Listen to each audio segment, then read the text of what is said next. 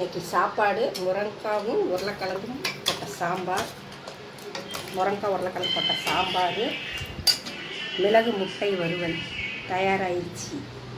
எல்லாம் எப்படி இருக்குன்னு சாப்பிட்டு சொல்லுங்கள் பார்க்கலாம்.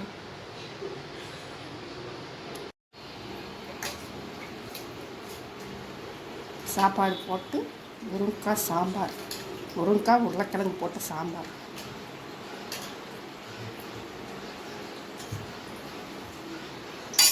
காரமும் மிளகு கார முட்டை வறுவல்.